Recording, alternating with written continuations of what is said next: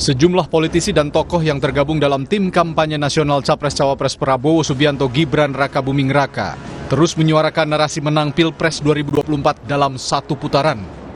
Bahkan Wakil Ketua Umum Partai Gelora, Fahri Hamzah, di akun media sosial X-nya mengunggah ajakan kepada masyarakat untuk secara aklamasi memilih Prabowo Gibran.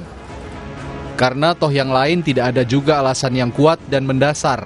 Kalau mereka sekedar obat kecewa, sayang sekali, jangan pertaruhkan masa depan, tulis Fahri. Dasar Fahri mengunggah ajakan aklamasi ini karena menilai parpol yang berada di koalisi Capres-Cawapres Anies Muhaimin ataupun Ganjar Mahfud tidak punya konsep dalam menawarkan visi misi dan gagasan kepada masyarakat. Kenapa Pak Prabowo dan Pak Gibran sebagai calon presiden dan wakil presiden yang paling mendapatkan dukungan besar sekarang itu? Karena itu yang paling clear argumennya ketika berbicara kepada rakyat, yaitu mereka ingin meneruskan apa yang sudah dikerjakan oleh presiden sebelumnya, terutama Pak Jokowi. Nomor satu tidak clear pesannya menyebut diri perubahan, padahal mereka ada di dalam pemerintahan. Demikian juga nomor tiga, tidak jelas juga. Itu sebabnya kemudian yang paling besar melorotnya itu adalah pasangan nomor tiga. Karena sekali lagi kesulitan menjelaskan posisinya. Satu-satunya yang punya argumen untuk dipilih adalah pasangan Prabowo Gibran. Paling tidak kalau kita bisa aklamasi dan ini sekali putaran saja, mudah-mudahan ini mengurangi biaya dan juga mengurangi tensi. Calon Presiden nomor urut 3 Ganjar Pranowo merespons sindiran hingga ajakan aklamasi yang disebut Fahri Hamzah. Menurut Ganjar, ajakan itu sah-sah saja. Namun Ganjar memastikan tidak ingin meneruskan pemerintahan dengan visi misi kacamata kuda. Pasti cita-citanya tinggi, sah-sah saja. Ya karena kita meneruskan tidak pakai kacamata kuda kan. Kalau ada yang tidak baik kan mesti kita perbaiki. Jadi saya dengan pemerintahan hari ini kan ikut terlibat dalam penyusunan banyak program gitu. Kalau kami tiba-tiba menolak ya kami munafik. Kalau kami tidak meneruskan kami salah. Beberapa yang kita rancang itu juga dari kita kok gitu. Tapi kalau ada yang tidak baik, masa kita mengatakan iya? Kan mesti kita perbaiki. Sementara itu calon wakil presiden nomor urut 1 Muhaimin Iskandar menyindir balik tim sukses Capres-Cawapres lain yang disebutnya menyesal karena tidak ikut dalam gerakan perubahan yang digaungkan dirinya serta calon presiden Anies Baswedan. Jangan menyesal seperti tetangga sebelah. Diberi kesempatan, diberi peluang tidak digunakan. Artinya kalau yang masih menganggap perubahan ini bukan sesuatu yang urgen, jangan salahkan kalau suatu hari menyesal dan menyesal kembali akan keadaan yang sulit dan akan menjadikan bahaya bagi bangsa kita. Dalam survei Litbang Kompas terbaru, periode 29 November hingga 4 Desember 2023, belum ada satupun Capres-Cawapres yang memiliki elektabilitas di atas 50%. Anies Muhaimin punya elektabilitas 16,7%, sedangkan Prabowo Gibran punya elektabilitas 39,3%, dan pasangan Ganjar Mahfud elektabilitasnya 15,3%. Pilpres satu putaran diatur dalam pasal 416 ayat 1 Undang-Undang Nomor 7 Tahun 2017 tentang Pemilu. Capres-Cawapres dinyatakan menang satu putaran jika meraih suara lebih dari 50%, dengan sedikitnya 20% suara di setiap provinsi di lebih dari setengah jumlah provinsi di Indonesia. Tim Liputan, Kompas TV.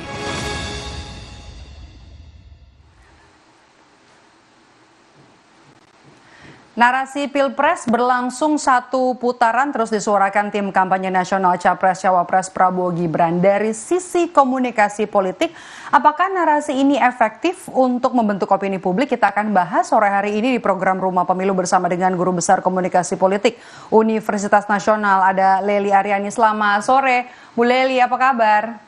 Selamat sore, Maidop. Baik, alhamdulillah. Sehat juga ya, Maidop. Alhamdulillah. Oke, sehat juga. Bu Lely, apakah Anda melihat ini sebuah strategi politik dari tim sukses Prabowo Gibran? Ya, pertama memang tidak ada pesan politik yang hampa makna. Jadi tiap pesan yang diungkapkan itu pasti punya makna. Tetapi dalam komunikasi politik, pesan itu siapa yang memaknai, yaitu penerima pesan. Jadi apakah dia efektif atau tidak, penerima pesan lah yang memaknai pesan itu.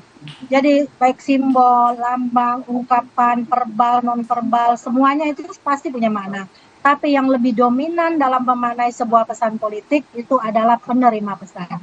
Artinya, apakah makna itu akan dimaknai sama tergantung penerima pesannya siapa. Yang jelas, penerima pesannya pasti berbeda. Karena mereka kan berasal dari 3 kelompok pasangan yang berbeda. Jadi pesannya akan dimaknai secara bersama-sama, tapi dengan persepsi yang berbeda. Itu My Dop. Kenapa suara saya kurang dengar ya? Halo? Oke, jelas. Tapi Bu Lely, apakah narasi ini efektif untuk membangun opini publik, Bu? Iya, untuk membangun opini publik terhadap kelompok mereka sendiri, bukan terhadap kelompok lain yang notabene terutama yang sudah punya pilihan politik. Tapi berdasarkan hasil Litbang Kompas, itu kan masih ada 28,7% ya, Maido kalau nggak salah, yang merupakan undecided voters. Dan mereka, undecided voters ya? Iya, dan mereka adalah kelompok yang sebenarnya sebelumnya mereka itu adalah golput, adalah yang belum punya pilihan, adalah juga yang kecewa terhadap pasangan-pasangan yang saat ini dipasangkan, yang itulah yang nantinya bisa berkelindang, akankah dia mengikuti narasi itu atau tidak, tergantung kepada pola komunikasi, gaya komunikasi, dan persepsi komunikasi yang bisa dibangun terhadap mereka. Gaya komunikasi juga harus turut disertai dari narasi satu putaran itu untuk bisa nanti meningkatkan elektabilitas dari capres cawapres menurut Anda, Bu Lely? Ya, jadi ada banyak alasan nanti yang bisa dibangun. Kenapa harus satu putaran? Yang jelas bukan soal biaya pemilu yang besar saja, sebab demokrasi itu kan memang mahal. Jadi kalau asumsinya karena supaya untuk mengirit istilahnya ya, supaya berapa triliun bisa kita selamatkan, kan tidak harus dengan satu putaran dengan asumsi orang tertentu harus menang. Karena realitasnya seperti yang Maido paparkan tadi berdasarkan hasil Litbang Kompas, belum ada satu pasangan pun yang sudah memperoleh suara lebih dari 51%. Kecuali misalnya kalau asumsinya mereka menganggap dukungan semuanya akan mengalir ke kita, misalnya pasangan nomor 2 menganggap itu kan.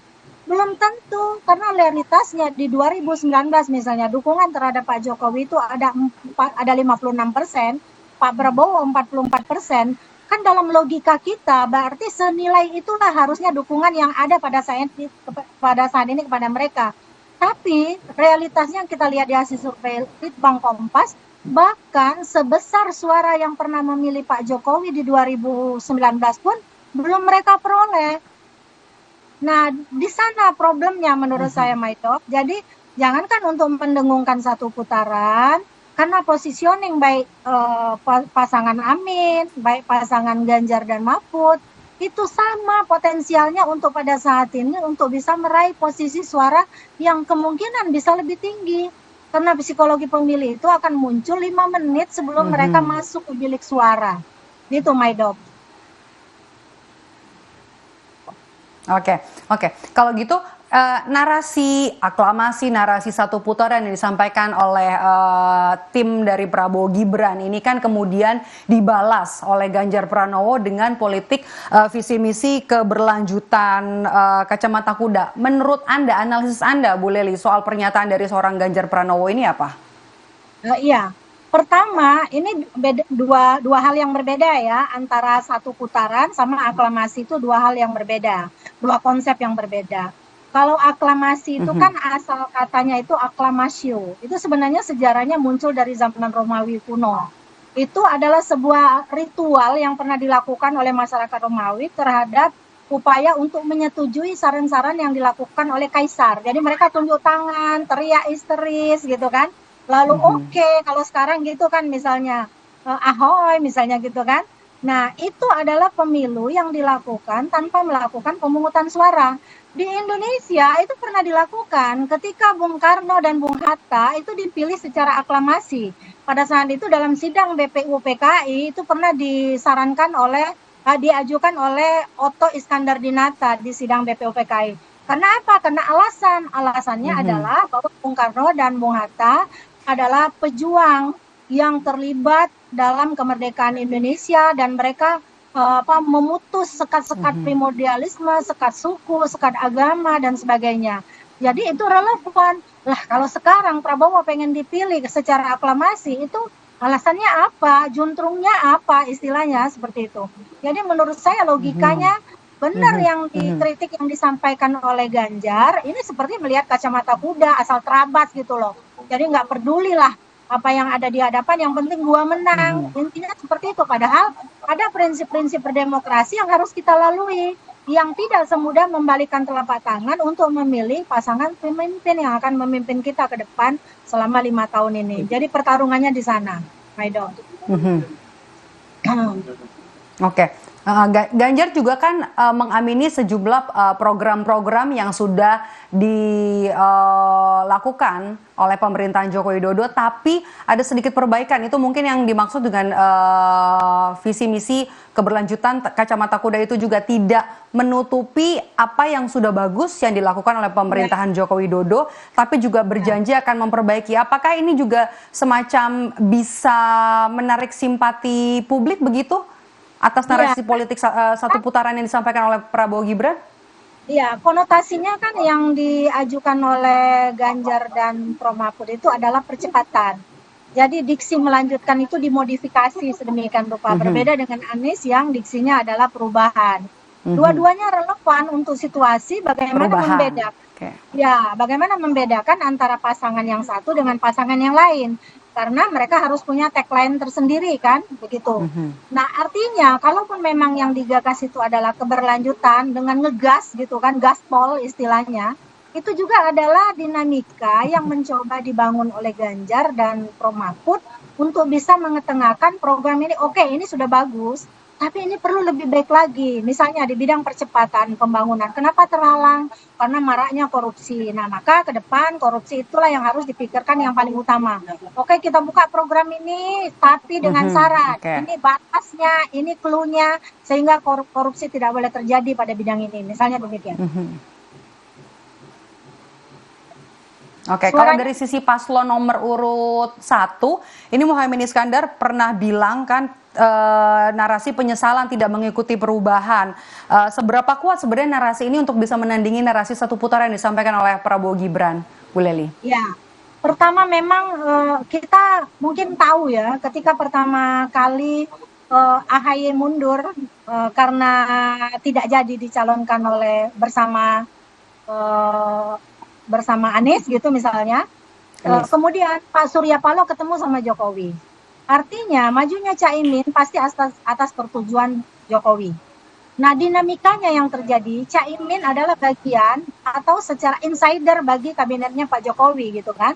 Nah kalau kemudian ada narasi-narasi yang dibangun oleh Caimin misalnya tentang penyesalan dan sebagainya, ya itu semata-mata memang untuk menarik pemilihnya. Dan itu relevan dengan tagline yang mereka bangun tentang menyesal sesuatu yang berbeda. Dan itu sah-sah saja dalam politik. Ini namanya teknik propaganda. Jadi teknik propagandanya masih dalam positif sifatnya. Itu Maido. Oke, singkat saja Bu.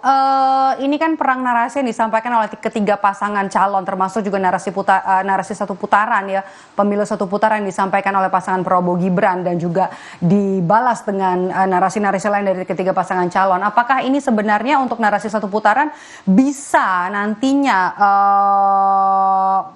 mengerek elektabilitas dari masing-masing pasangan calon, terutama untuk pasangan Prabowo Gibran sendiri? Kalau kita lihat kan tadi kan kita bicarakan soal elektabilitas belum ada sampai di atas 50% ya dari ketiganya ya. Sampai sejauh ini terutama pasangan Prabowo Gibran memang berusaha untuk mengerek elektabilitasnya supaya melampaui 50%. Tapi saya bilang nih apa boleh bulat daripada gepeng belum tercapai ke itu. Sebenarnya kalau kita lihat realitas pemilih yang saya bilang tadi, Pak Jokowi di 2019 terpilih dengan 56% suara. Pak Prabowo 44 suara. Artinya kalau mereka berdua itu digabungkan udah 100% kan, ini 50% pun belum ada. Artinya pemilih-pemilih masih banyak juga yang rasional dan juga termasuk pemilih militannya, baik kepada Anies maupun kepada PDIP, terutama Ganjar.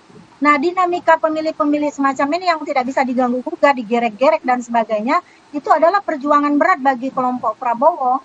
Kecuali ada sesuatu misalnya bom tsunami politik apalah yang bisa menggerakkan supaya pemilih tiba-tiba beralih semua ke sana.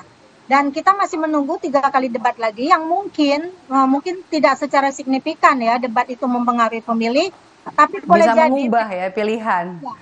ya, tapi mereka akan melihat narasi apa yang akan dibangun, kira-kira yang bisa memberi peluang pada pemilih misalnya. Baik. Oh, kalau mereka presiden artinya saya akan seperti ini, saya bisa seperti ini, dan dia juga bisa seperti itu. Kira-kira begitu. My drop.